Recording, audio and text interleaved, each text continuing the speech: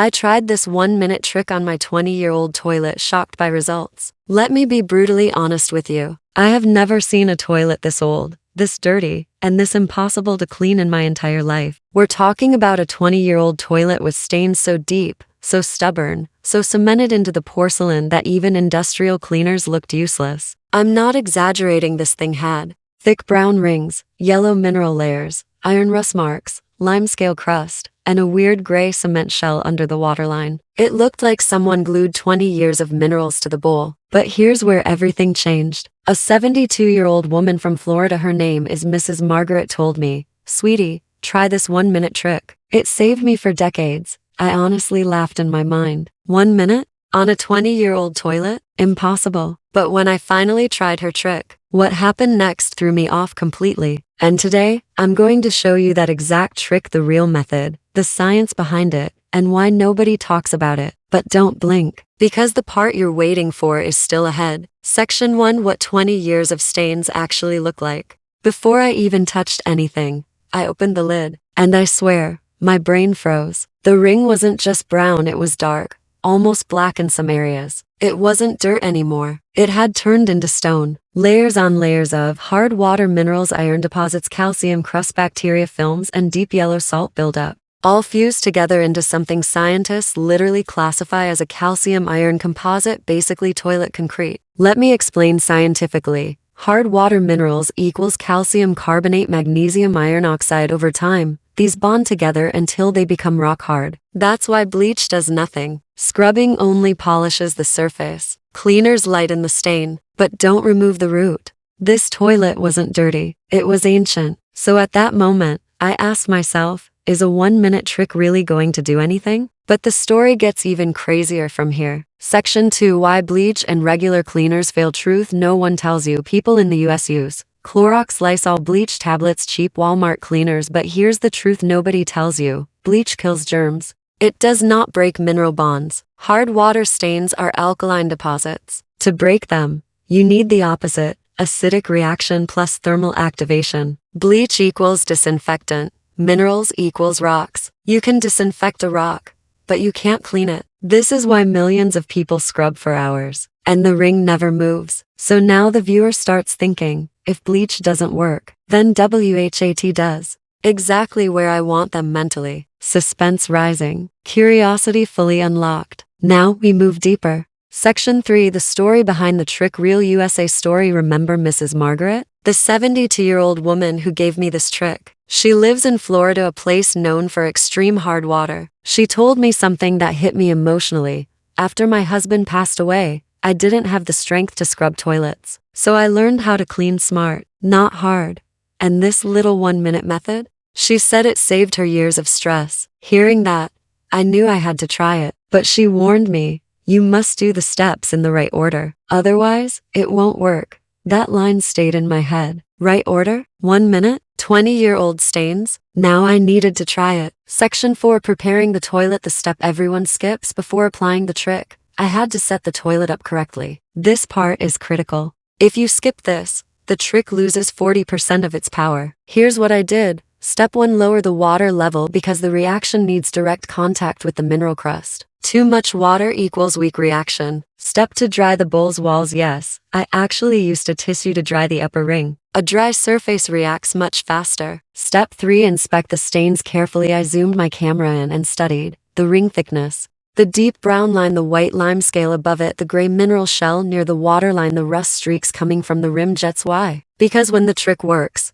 you'll literally see the layers breaking apart, just like watching ice crack. I wanted the viewers to see the before clearly, so the after would be unbelievable. Suspense is at peak now. Viewer is thinking, okay, what is the trick? But the reveal is not here yet. Section 5: The 1-minute trick almost revealed. I promised Margaret I would follow every step exactly. And the trick starts with something very interesting. The 1-minute reaction needs acidity, heat, dissolution, pressure. These 3 things combine to melt mineral layers. Here's the science. Acid plus calcium carbonate, Co plus water plus soft calcium salt. That means the rock-hard layer cracks open. The moment this reaction begins, you'll see tiny bubbles lifting the stain. But Which acid? What amount? What sequence? What temperature? If I told you right now, the entire build-up of the story breaks. And I know you want maximum watch time, which means maximum suspense. So, Section 6, are you ready for the truth? This is the point where the viewer bites their lips and leans forward. This is where they whisper,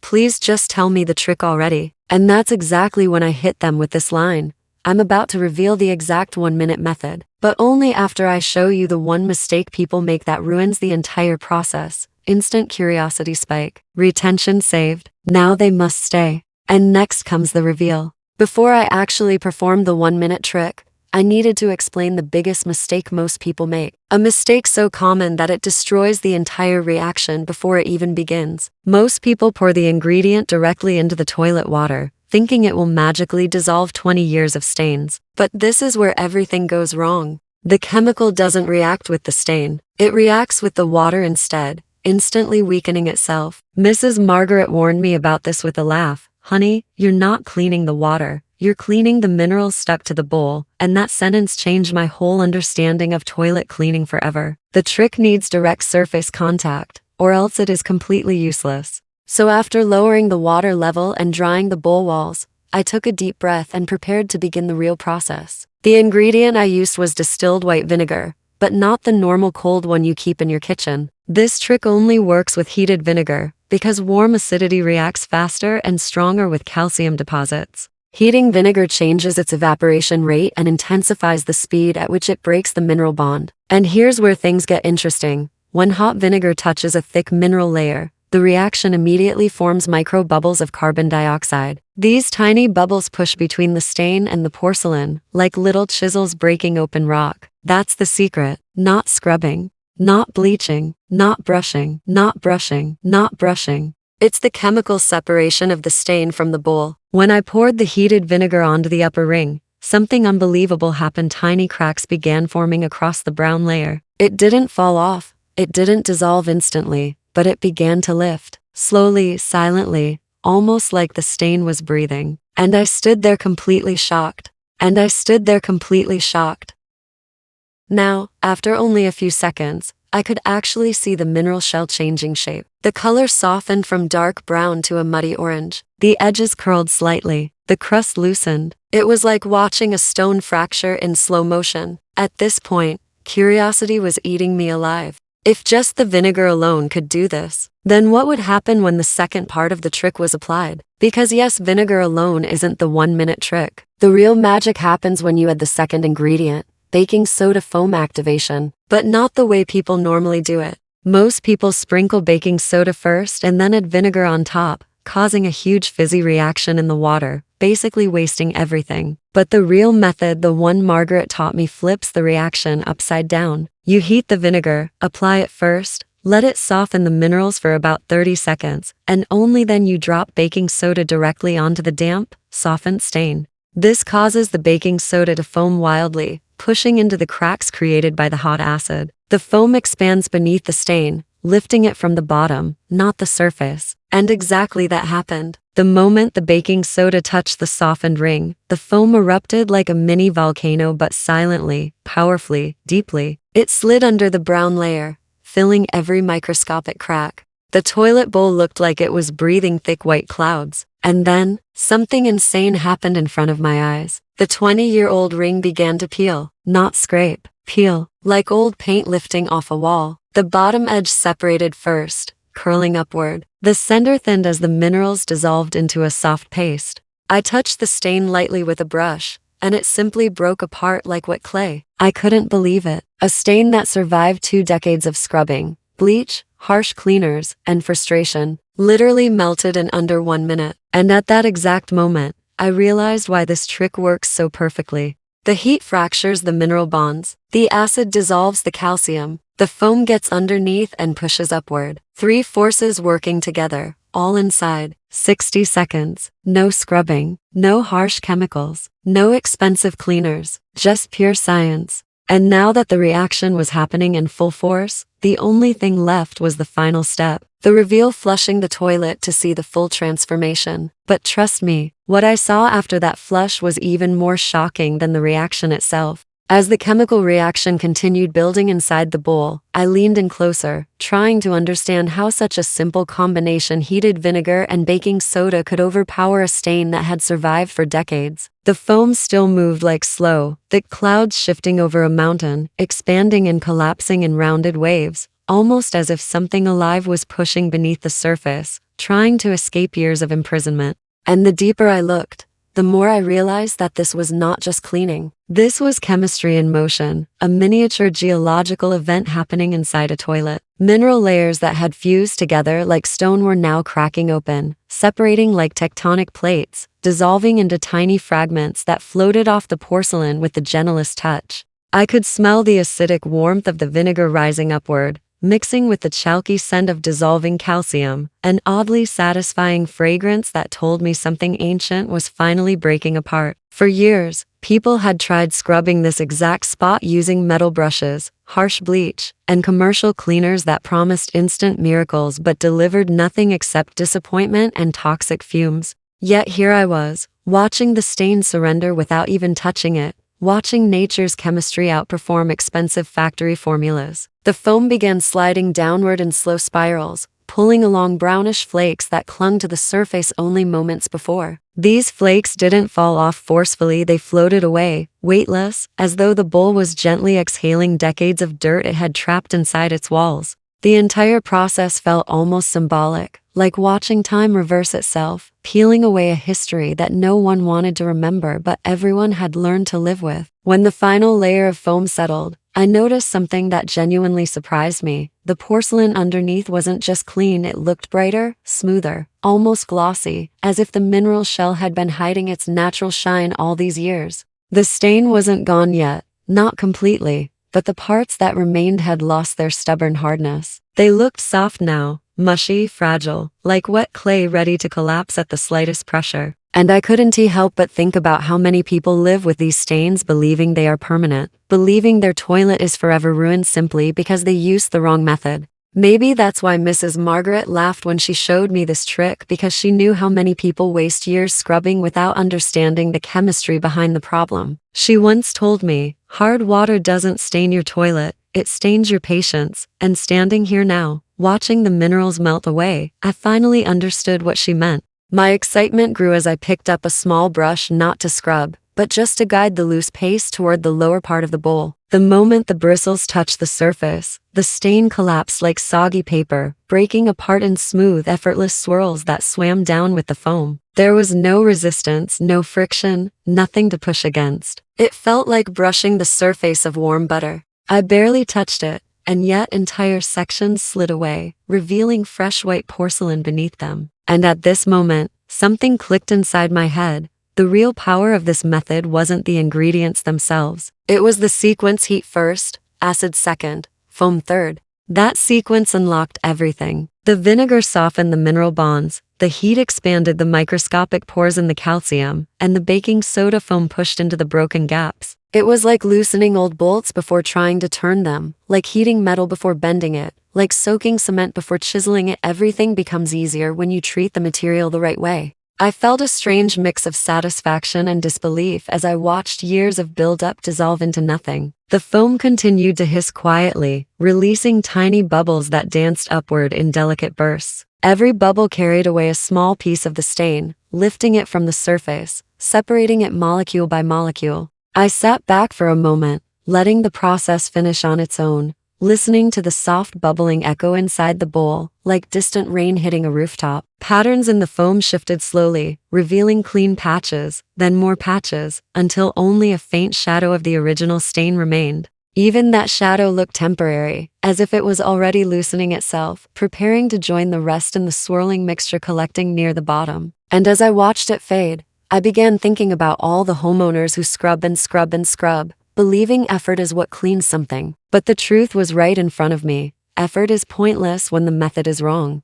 All those wasted hours, wasted cleaners, wasted brushes, completely unnecessary. The toilet was teaching me a lesson in patience, chemistry, and simplicity all at once. I couldn't help imagining how this bowl must have looked when it was originally installed, shining bright, untouched by minerals, fresh from the factory. Maybe the family who lived here before took pride in keeping it clean, but eventually the stains formed and they gave up, convinced that nothing could restore it. But now, for the first time in years, that original shine was returning, glowing beneath the dissolving mineral paste like polished marble emerging from mud.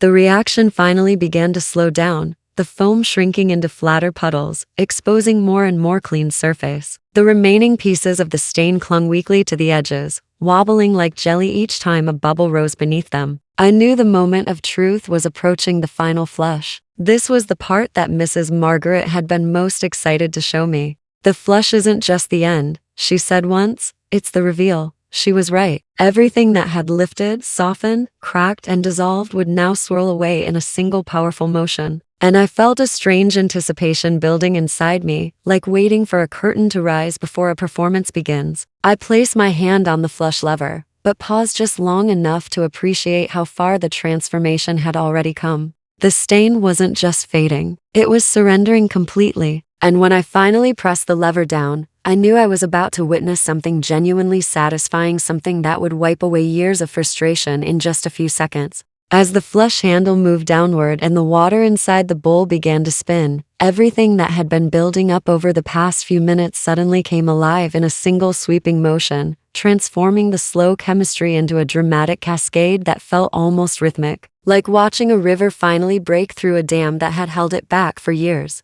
The swirling current pulled the loose mineral flakes upward, first, as if lifting them into a dance, before dragging them down into the drain, spinning them in tight circles that grew faster and faster until they blurred together into a creamy white and brown spiral, disappearing into the whirlpool. I leaned closer, captivated by how the water seemed to accelerate on its own, gaining speed with every rotation, dragging decades of hidden grime with it. The groaning sound of the flush echoed deep inside the pipes, shaking the porcelain as if the entire house was exhaling after holding its breath for too long. And as the bowl began to empty, the waterline dropped, revealing a surface I almost didn't recognize, cleaner, brighter, and smoother than it had looked even minutes before. The last traces of foam clung weakly to the lower curve, trembling with each tiny vibration until they slipped downward and vanished, leaving behind porcelain that reflected light in a way I hadn't seen since the bowl was brand new. For a second, I thought I was imagining it. Toilets don't transform this dramatically in real life. They don't go from deeply stained to shockingly clean in one chemical reaction. They don't return to their original color after years of neglect. And yet, here I was, staring at undeniable proof that they could. As the bowl refilled with fresh water, the clarity of the porcelain became even more obvious.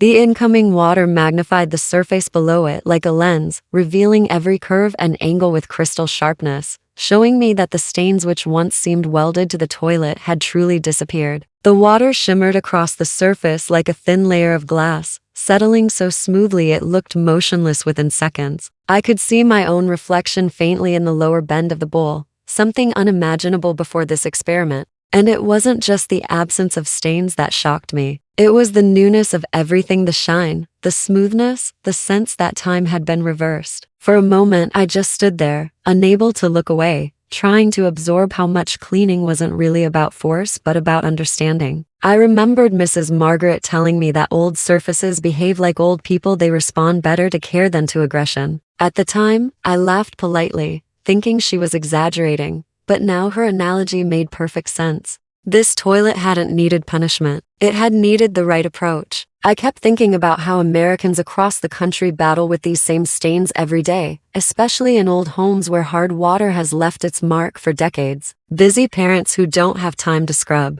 Elderly homeowners who can't physically clean anymore. Renters who inherit old plumbing they can't replace. People who try bleach, try scrubbing, try every commercial product on the shelf and still end up disappointed. But what I had just witnessed was simple, inexpensive, safe, and shockingly effective. And as the flush completed its cycle, I felt a strange mix of triumph and gratitude. Triumph, because I had finally uncovered a way to defeat a stain that seemed unbeatable. Gratitude, because this wasn't just a trick, it was knowledge, passed from one generation to another. I found myself imagining the moment when Mrs. Margaret first learned it, perhaps long before she retired, maybe when she was a young woman in her first home, discovering that not everything in life requires force to fix. And now her wisdom was living on through me, and through this video, reaching millions who might be facing the same problem. I couldn't shake the idea that this wasn't just cleaning. It was storytelling, history, and science woven together in a way that made something ordinary suddenly feel meaningful.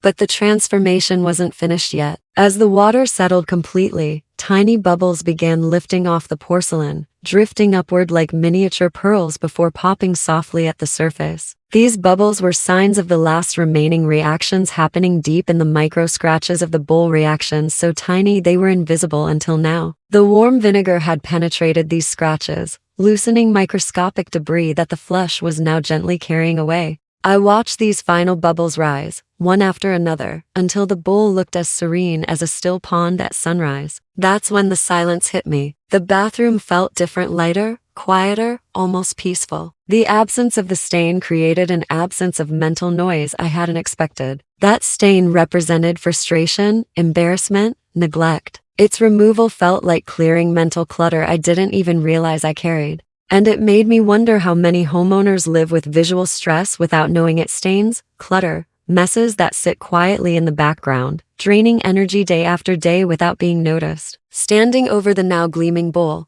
I realized how deeply environment affects mood. Something as small as a toilet can influence how a person feels in their own home. Clean spaces make people feel in control, calm, and capable. Dirty spaces whisper the opposite. And now, staring at this spotless surface, the balance had shifted. The confidence that filled me wasn't just about cleaning. It was about solving a problem that had seemed unsolvable. But again, the story didn't end here. I had to know whether the transformation was truly permanent or just temporary. Would the shine fade when the bowl dried? Would hidden mineral layers reappear? Science demanded more observation, more testing, more proof. So I waited. Slowly, the bowl's surface began to dry along the upper rim, leaving behind a subtle matte finish just above the waterline. As the drying expanded outward, the true condition of the porcelain revealed itself further. No haze, no residue, no chalky film, nothing but smooth, flawless white. The cleanliness looked natural, not forced, as if this was how the toilet had always intended to look. Below the waterline, the shine remained bright, magnified by the clear water resting above it. I dipped a finger gently against the porcelain to test the texture. It felt warm from the reaction and surprisingly smooth, like stone that had been polished by running water for 1,000 years.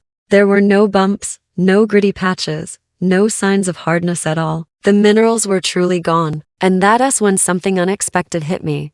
The bowl didn't just look clean, it looked expensive. It looked like a high-end toilet in a luxury hotel, the kind that sparkles even in dim light. I almost laughed at the absurdity of it. A 20-year-old toilet, transformed by nothing more than heat, vinegar, and baking soda, now looked newer than toilets half its age. That absurdity made the moment even more satisfying. The transformation felt almost unfair in its simplicity. And I knew viewers watching this video would feel the same shock, the same disbelief, followed by the same excitement to try it themselves. But I wasn't ready to end this step yet. I leaned down again, inspecting the curves near the trapway, the region where stains usually hide the most. Not a trace remained. Even the faint yellow tint that had been there for years was gone, replaced by a clean, uniform white. I checked the rim holes where water flows during a flush. Even there, the minerals had softened and washed away. The entire toilet looked reborn, and in that moment, a wave of inspiration rushed through me. If this method could restore a toilet this old,